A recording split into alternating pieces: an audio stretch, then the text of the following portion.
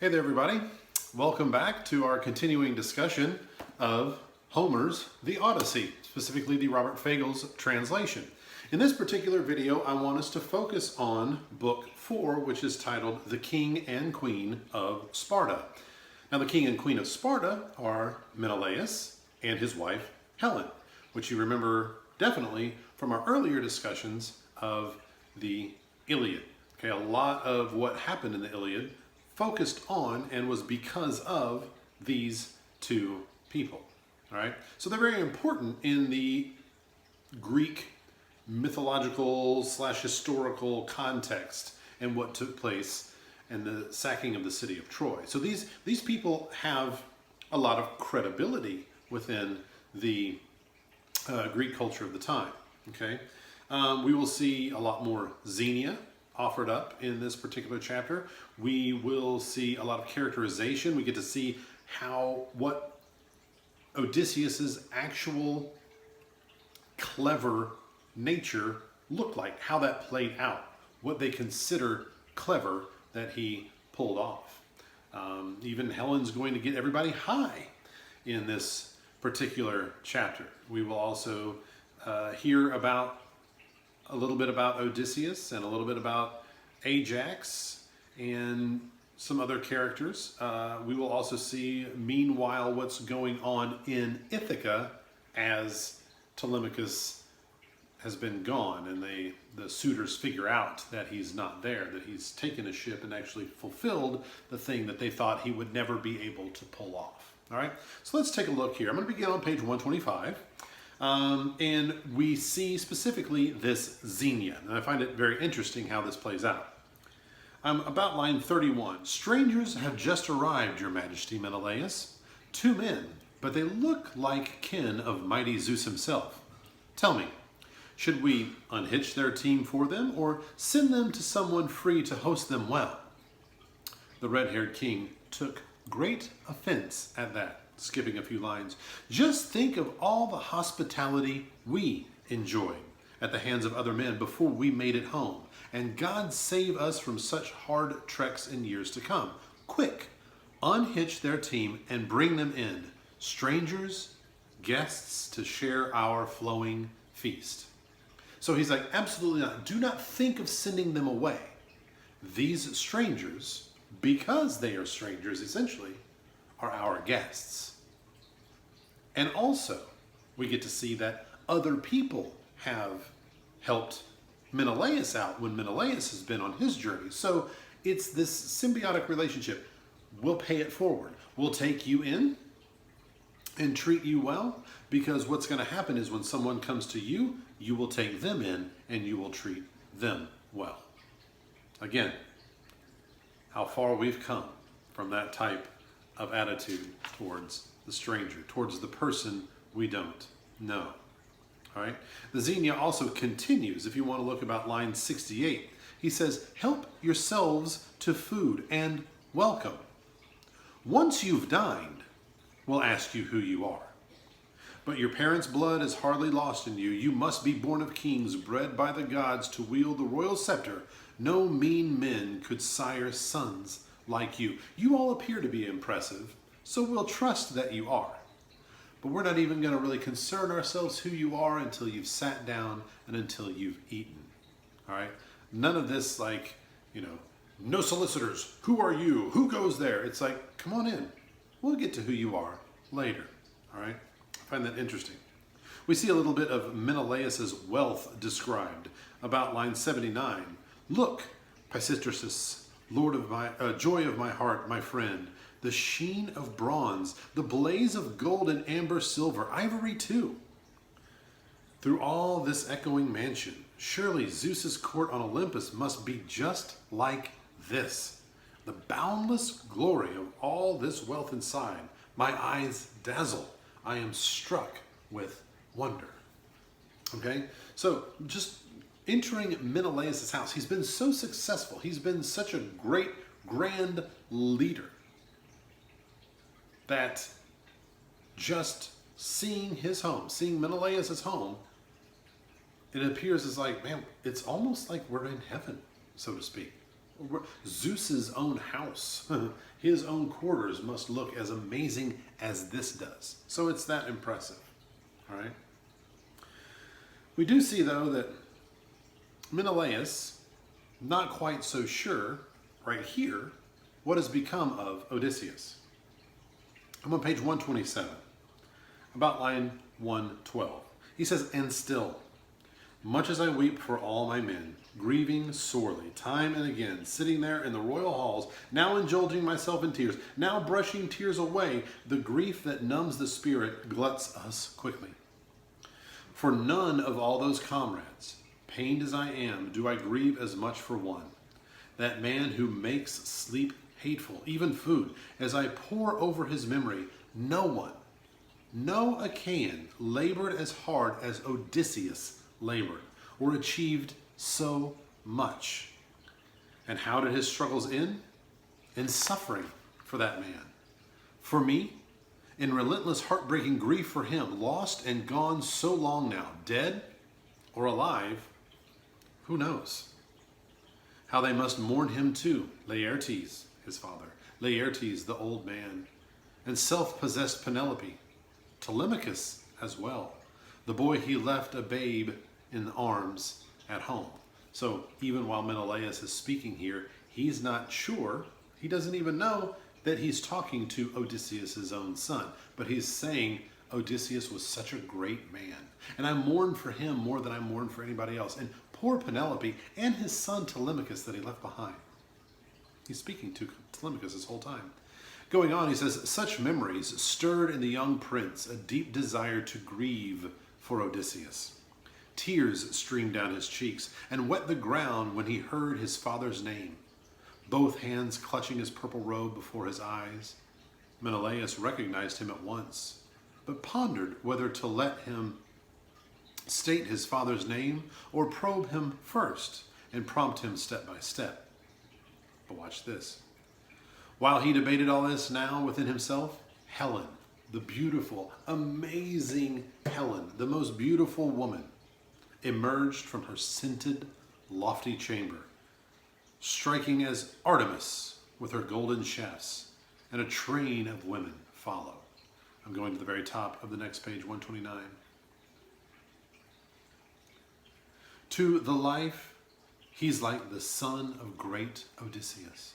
Surely he's Telemachus, the boy that hero left, a babe in arms at home, when all you Achaeans fought at Troy, launching your headlong battles just for my sake. Shameless whore that I was." Why does she consider herself this? Because she left Menelaus? Because she left her family? Because she left her land? She went with Paris to Troy? Hold on to that thought. All right, so we see Helen as they're all speaking. Helen gets them high, literally. I'm not making this up. Page 131, about line 243, it says, "Then Zeus's daughter, Helen, thought of something else. Into the mixing bowl from which they drank their wine, she slipped a drug, heart's ease, dissolving anger, magic to make us all forget our pains. No one who drank it deeply, mulled in wine, could let a tear roll down his cheeks that day, not even if his mother should die, his father die, not even if right before his eyes some enemy brought down a brother or darling son with sharp blade." Must have been some pretty good stuff. Line 260. "So now Helen, once she had drugged the wine and ordered wine cups filled, resuming the conversation, entertaining the group." So Helen speaks. She's going to offer some story and some of her perspective of this. "My royal king, Menelaus, welcome guests here, sons of the great as well. Zeus can present us times of joy and times of grief in turn. All lies within his power." Skipping about 4 lines, 270, says, "Surely I can't describe or even list them all, the exploits crowning fearless Odysseus' record, but what a feat that hero dared and carried off in the land of Troy where you Achaeans suffered." So we're going to see her experience, first-hand experience with Odysseus and his mind. Let's see. scarring his own body with mortifying strokes. Throwing filthy rags on his back like any slave, he slipped into the enemy's city, roamed the streets, all disguised, a totally different man, a beggar. Hardly the figure he cut among Achaea's ships. Now, that's how Odysseus infiltrated Troy, and no one knew him at all. So we see that Odysseus dressed himself up like a beggar, going so much, committing to the role so much, that he actually lashed himself, scarred himself to appear as an abused and mistreated beggar. And as a beggar, he went among the city of Troy, and no one detected that he was, in fact, the great, clever, and powerful, mighty Odysseus. She says, and continuing on, 281, I alone spotted him for the man he was, kept questioning him. The crafty one kept dodging. But after I'd bathed him, rubbed him down with oil, given him clothes to wear, and sworn a binding oath not to reveal him as Odysseus to the Trojans, not till he was back at his swift ships and shelters, then at last he revealed to me, step by step, the whole Achaean strategy. And once he'd cut a troop of Trojans down with his long bronze sword, back he went to his comrades, filled with information. The rest of the Trojan women shrilled their grief, not I. My heart leapt up. My heart had changed by now. I yearned to sail back home again. I grieved too late for the madness Aphrodite sent me, luring me there far from my dear land, forsaking my own child, my bridal bed, my husband too, a man who lacked neither brains nor beauty. So in here, Helen is making the case that Aphrodite tricked me. Aphrodite, in a sense, drugged me or made me think a different way. But by this time, I had gotten past that, and I was ready to return home. So maybe she's not to blame, but maybe she beats herself up, the whore that I am, or whatever. All right. So did she leave willingly? Or was she seduced by Troy with help from Aphrodite in some other form? Okay, people have discussions about this all the time. Continuing on, and the red-haired Elias answered Helen, there was a tale, my lady, so well told. Now then, I have studied in my time the plans and minds of great ones by the score, and I have traveled over a good part of the world, but never once have I laid eyes on a man like him. What a heart that fearless Odysseus had inside of him. What a piece of work the hero dared to carry off in the wooden horse. There it is. The wooden horse. Where all our best encamped, our champions armed with bloody death for Troy. Then you came along, Helen, roused, no doubt, by a dark power bent on giving Troy some glory, and dashing Prince Deiphobus squired your every step. So, what we have here is that Trojan horse, that famous Trojan horse. That was Odysseus's idea. The men are hiding in the belly of this horse that has been brought into the walls of the city of Troy. But Helen, roused, no doubt, by a dark power bent on giving Troy some glory, is going out as if she's in some sort of trance, as if some god or goddess has control over her, and is going out there and calling out the names of the men that she knows are up in there, trying to blow their cover. Three times you sauntered around our hollow ambush, feeling, stroking its flanks, challenging all our fighters, calling each by name. Yours was the voice of all our long-lost wives, and Diomedes and I crouched tight in the midst with great Odysseus. Hearing you sing out, were both keen to spring up and sally forth, or give you a sudden answer from inside. We all wanted to say, yes, it's us. Oh my gosh, we miss home. And Helen, you are the representation of home. You're what we came for.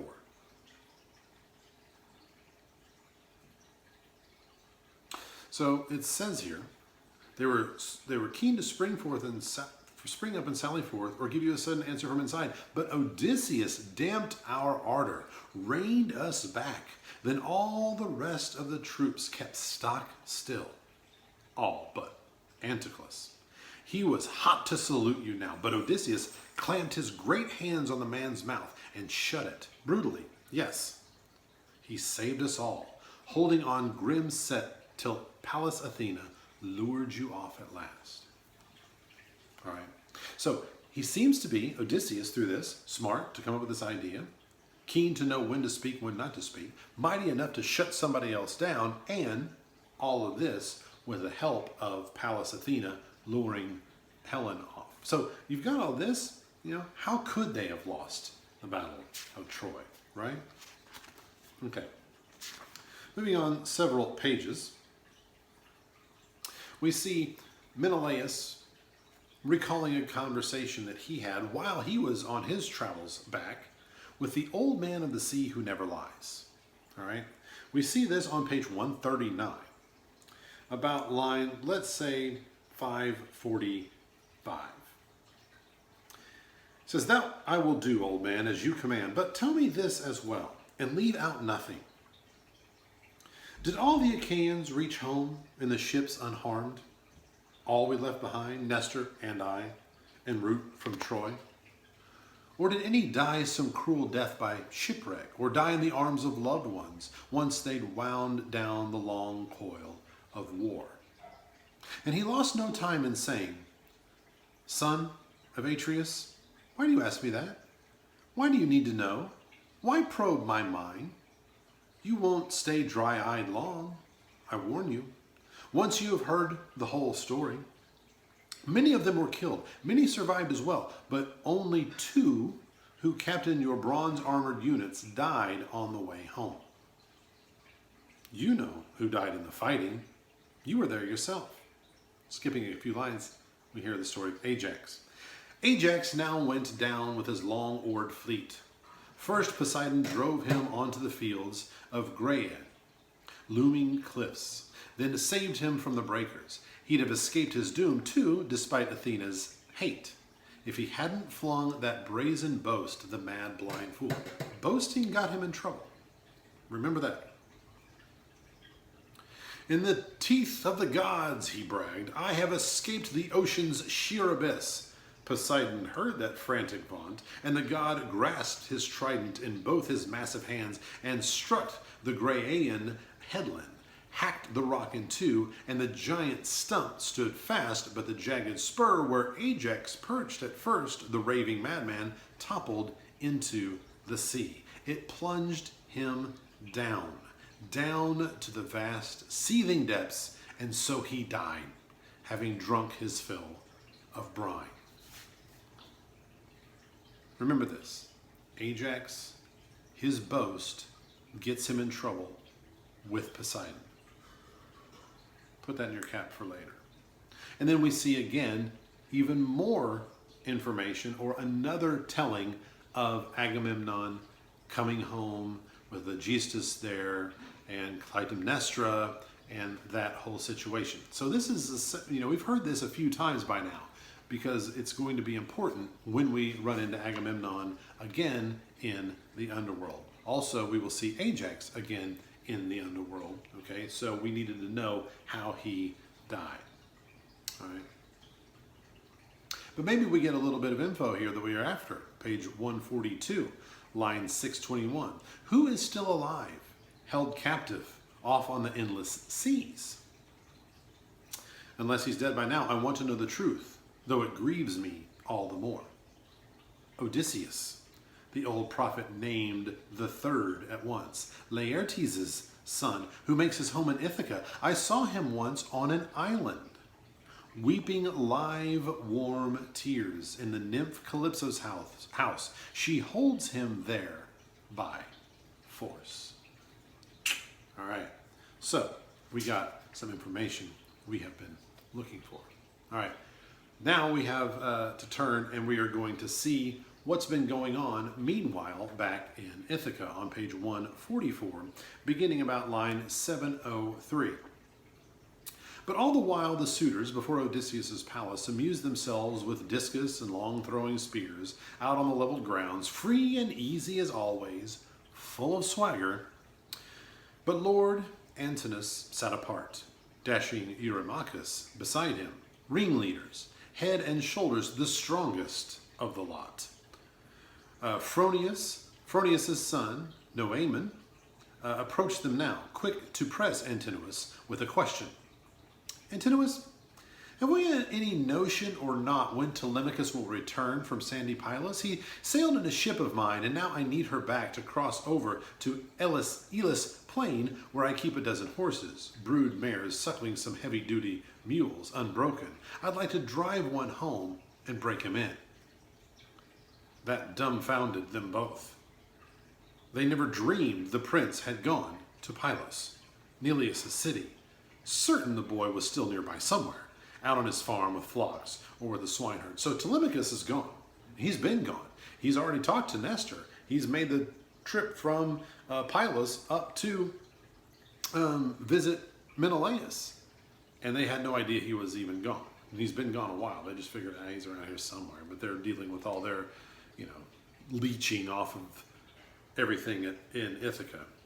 Tell me the truth. This is what he says. Antinous wheeled on Noaman. When did he go? And what young crew went with him? Ithaca's best? Or his own slaves and servants? Surely he has enough to man a ship. Tell me this, be clear. I have got to know. Did he commandeer your ship against your will, or did you volunteer it once he'd won you over? I volunteered it, of course, Noaman said. What else could anyone do when such a man, a prince weighed down with troubles, asks a favor?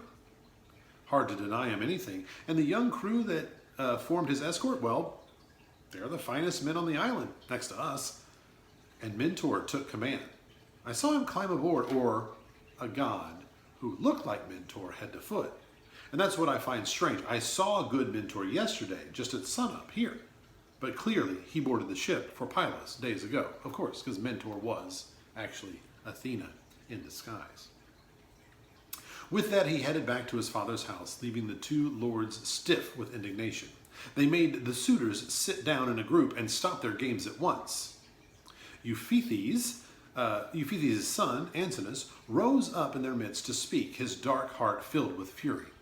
Blazing with anger, eyes like searing fire. By God, what a fine piece of work he's carried off. Telemachus, what insolence! And we thought his little jaunt would come to grief. But in spite of all of us, look, the young cub slips away. Just like that. Picks the best crew in the land and off he sails. And this is just the start of the trouble he can make. Zeus, kill that brazen boy before he hits his prime. Quick, fetch me a swift ship and 20 men. I'll waylay him from ambush. Board him coming back. In the straits between Ithaca and rocky Same. This gallant voyage of his to find his father will find him wrecked at last. They all roared approval, urged him on. Okay, so they planned to ambush Telemachus on his way back. Okay. Now, Penelope finds a little bit of information. This is on the bottom of page 146. Let's say line 785-ish. Ah, my queen. Now your suitors are plotting some worse, harsher, crueler. God forbid they bring it off. They're poised to cut Telemachus down with bronze swords on his way back home. He sailed off, you see, for news of his father, to sacred Pylos first, and then to the sunny hills of Lacedaemon. Her knees gave way on the spot. Her heart, too. Penelope's upset. She's already lost, she believes, her husband. Now she stands to lose as well her son. This is huge for her. So Penelope prays to Athena. You'll see at the bottom of page 148. Hear me, daughter of Zeus, whose shield is thunder, tireless one, Athena. If ever here in his halls, resourceful King Odysseus burned rich thighs to sheep or oxen in your honor, of sheep or oxen in your honor, or remember it now for my sake. Save my darling son. Defend him from these outrageous, overbearing suitors. She shrilled a high cry, and the goddess heard her prayer. As the suitors burst into uproar through the shadowed halls, and one of the lusty young men began to brag, "Listen, our long-courted queen's preparing us all a marriage with no glimmer at all. How the murder of her son has been decreed." Now the murder, boasting so, with no glimmer at all, of what had been decreed. But Antinous took the floor and issued orders. "Stupid fools, muzzle your bragging now before someone slips inside and reports us. Up now, not a sound. Drive home our plan. It suits us well. We approved it, one and all." And with that, he picked out 20 first-rate men, and down they went to the swift ship at the sea's edge. First they hauled the craft into deeper water, stepped the mast amidships, canvas brailed, made oars fast in the leather-oaked straps, while zealous aids in arms brought weapons on. They moored her well out into the channel, disembarked, and took their meal on shore, waiting for dusk to fall. Skipping to the bottom there. And again, the bright-eyed goddess Pallas thought of one more way to help. She made a phantom now. Okay, so Athena is trying to help out Penelope here. She makes a phantom. It's built like a woman's build. If Themis, yes, another daughter of generous Lord Icarius, Eumelus' bride, who made her home in Pherae. Okay, so this is actually Penelope's sister. So Athena is coming to Penelope, not as Athena, but as Penelope's own sister. Athena sped her on to King Odysseus' house to spare Penelope, worn with pain and sobbing, further spells of grief and storms of tears. The phantom entered her bedroom, passing quickly in through the door-bolt slit, and hovering at her head, she rose and spoke now. "Sleeping Penelope, your heart's so wrung with sorrow. No need, I tell you. No, the gods who live at ease can't bear to let you weep and rack your spirit. Your son will still come home. It is decreed. He's never wronged the gods in any way." Down at the very bottom, "Courage," the shadowy phantom reassured her. "Don't be overwhelmed by all your direst fears. He travels with such an escort, one that others would pray to stand beside them. She has power, Pallas Athena. She pities you and your tears. She wings me here to tell you all of these things." But the circumspect Penelope replied, "If you are God and have heard a God's own voice, come, tell me about that luckless man as well. Tell me about Odysseus. Is he still alive? Does he see the light of day? Or is he dead already, lost in the house of death?" "About that man," the shadowy phantom answered, "I cannot tell you the story start to finish, whether he's dead or alive. It's wrong to lead you on with idle words." And we see at the very bottom, the last thing. The suitors are lurking in ambush for the prince Telemachus. And that's where we end book 4. All right. So, in the meantime, I need you to read book 5. I need you to annotate book 5. I need you to come up with your own unique ideas on book 5, and then meet me back here, and I will give you my thoughts on book 5. All right? So, until then, and as always, happy reading.